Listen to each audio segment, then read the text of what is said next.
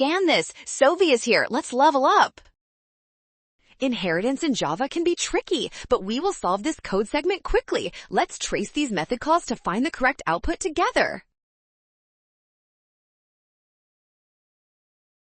First, we call find value with 2 and 3 on our omega object. Since omega overrides this method, it simply adds the two numbers together, giving us a first result of 5.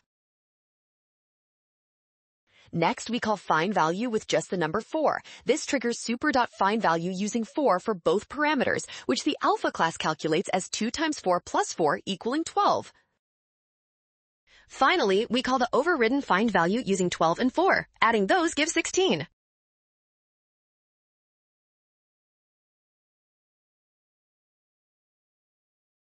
Well done! Scan the code. You can learn better with Sovi. Watch signs and avoid rush. Trust given values and check steps carefully.